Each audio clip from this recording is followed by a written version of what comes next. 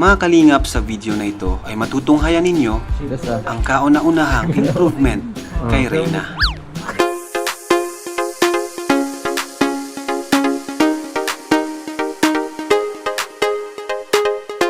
Ako ay tumulong lang, nagmalasakit sa kanila, tumulong sa kanila na kahit papaano maiangat yung kanilang buhay. So, pati si Kuya Bal tumulong lang, welcome lang sila, pinapasok lang sila sa Team Kalingap. Yun lang ginawa namin. Magandang buhay, it's me again, Kalingap One, aka Founder ay ng inyong lingkod, at dito po sa video na ito, gawa natin ng reaction ang Team Kalingap, lalong-lalo na po pagdating kay Rina.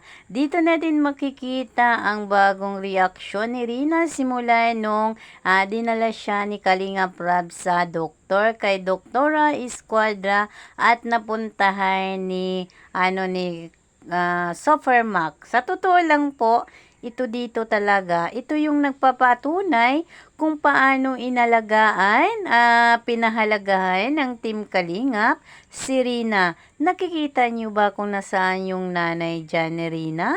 Mayroon ba kayong nakita na mukha ni Melanie na inalagaan ang kanyang anak? At tingnan niyo naman po ang kanilang bahay. Di ba po? Napakadelikado po sa isang dalagitang katulad ni Rina, lalong-lalo na po may kapansanan or either may sakit po ang kanyang anak. Pero wala po tayong nakita na mukha ng kanyang nanay na nag-aalaga at nag-aasikaso sa kanyang anak na may sakit. At ayan po ang lolo niya na si Tatay Nestor po, mga kalingap. Alam naman nating lahat na subaybayan ninyo po o natin ang buhay ni Rina, kung sino ang nag-aalaga, sino ang nag-aasikaso, walang iba kundi ang kanyang lolo Nestor. Ika nga nila, ang sabi daw ni Melanie, kinukuha daw niya po ang kanyang anak.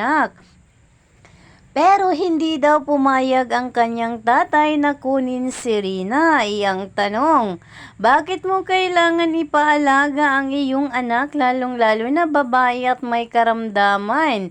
Sa ikanyong ama na ang nakikita naman natin na ang bahay ni Tatay Nestor ay wala pong kwarto at higit po sa lahat, puro po mga lalaki ang kasama ni Rina. Di ba po, mga kalingap? Dito natin makikita o masasabi, may karapatan ka bang kumuha o kunin kung ano ang mayroon na binibigay ng sponsor para sa iyong anak? Dahil simulat sa poll na i-vlog si Rina sa Team Kalingap, walang nanay o mukha ni Melanie na nagpapakita o nagpapahalaga na alagaan ng kanyang anak. Tapos ngayon, ang lakas ng loob na nila, kunin ang pera ng bata sa Team Kalingap o hanapin ang pera ng bata kung saan po si Rina ay nasa Kalingap noon. Ano ang karapatan mo bilang isang nanay na maghanap po sa pera ng anak mo? O dyan lang po, dyan natin mapapatunayan o makikita kung paano po pinahalagahan ng Team Kalingap si Rina sa kanyang kalagayan noon. 'Di ba po, mga kalingap, nasuntok pa si Ido, nasampal pa. Maraming mga karanasan na hindi malilimutan ang Team Kalingap na nagawa nila kay Rina. Pero sana naman po, bago po sana magtulpo. Di ba, mga kalingap? Isipin po kung paano po binago o nabago ang buhay ni Rina. Simula na natagpuan sa Team Kalingap. Ang hirap lang kasi sa mga tao biglang umangat o biglang sumikat o biglang nag-viral ang kapamilya nila sa magpapakita. O di ba po, mga kalingap? Never mong nakita pinaghanda yung anak niya ng almusal, pinaliguan, kasama sa bahay o sa pamapasyal, kasi ang kailangan talaga ni Rina, kalinga ng pagmamahal ng isang magulang. Di ba, mga kalingap, lalong-lalo na po kapag inaatake si Rina, naninigas siya, Kailangan yun kalinga ng pagmamahal ng isang nanay, hindi ng isang lolo. Yes, oo, nandoon tayo, mahal ni Tatay Nestor, ang kanyang apo. Pero noon, iba talaga ang pagmamahal na nakukuha galing sa magulang, lalong-lalo na sa nanay. Di ba po mga kalingap? Hindi po tayo nag-iinarte o hindi po natin ginagawa ng kwento ang kanyang ina. Bagkus, nakikita po natin dito kung ano po ang naging kalagayan ng anak niya pero never siyang nagpakita. Ngayon, ang anak niya, gumanda ang buhay. Nagkaroon ng maraming sponsor. Nagkaroon ng pera. Tapos ngayon, pupunta sa Tolpo, maghahanap ng pera. Idi wow!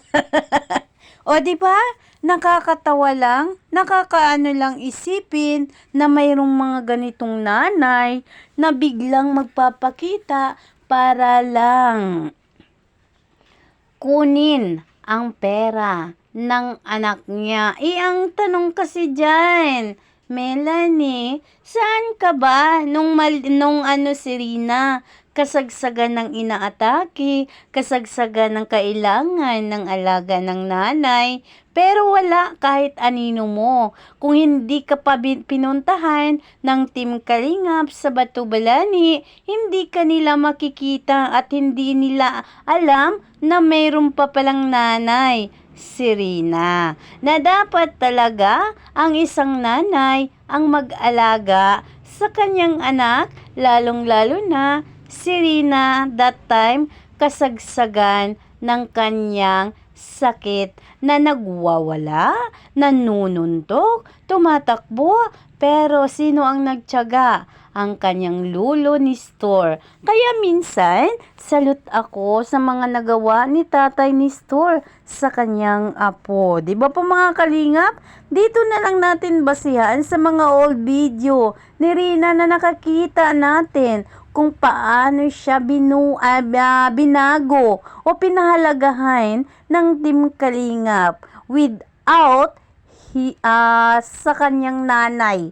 Walang nanay na nagpapakita sa kasagsagan na si Rina ay lugmok sa kanyang karamdaman. Yan lang po ang ating masasabi dito sa video na ito. Maraming salamat po sa Team Kalingap. Lalong-lalo na sa ama ng Kalingap, si Kuya Bal Santos Matubang at kay Kalingap Rab, especially po sa kay Kalingap Ido na napakalaking papel po sa pagbabago ng buhay ni Rina that time kung lugmok na lugmok pa noon si Rina sa kanyang karamdaman. Maraming salamat po sa inyong lahat, mga Kalingap, sa walang sawang suporta ninyo po sa Team Kalingap at higit po sa lahat sa ama ng Kalingap, si Kuya Bal Santos Matubang. Sana po, iwasan na po natin ang pangbabas o paninira sa Matubang family. Dahil kahit anong paninira ninyo, hindi po namin o hindi po kami matitinag sa mga paninira ninyo. Dahil alam ng mga supporters, milyon supporters ng Team Kalingap kung ano ang kung paano nabago ang buhay ng bawat Pilipino na natutulungan ng Team Kalingap. Kung wala naman sana kayong magawa o wala naman sana kayong naiambag sa pagtulong ng Matubang Family, sana tigilan na lang po natin ang manira po o paninira, lalong-lalo na sa ama ng Kalingap na si Kuya Bal Santos Matubang. Maging masaya na lang po tayo sa kung ano po ang meron at kung ano po at sino po ang natutulungan ng Team Kalingap. Lalong-lalo na ang ama ng Kalingap na si Kuya Bal Santos Matubang.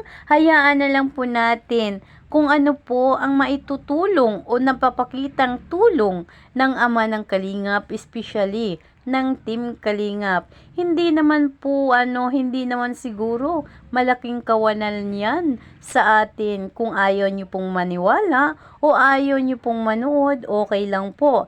Ignore the video o higit sa lahat, i-block nyo na lang po. Kaysa naman po, magbitaw po kayo ng salita na hindi maganda laban sa Team Kalingap. Dahil marami po kaming saksi at nakakakita sa mga kabutihang nagawa ng Team Kalingap. Pero sana, wag na lang pairali natin yung inggit natin sa ating kapwa, lalong-lalo na po sa Team Kalingap kay Kuya Bal Santos Matubang.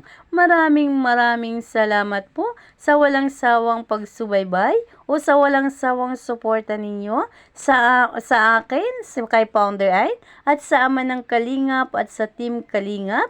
Maraming salamat po. Ingat in lahat and God bless. Thank you all for watching this here video. Please like and subscribe and follow. Much love from Little Yas to each of you. Content creator.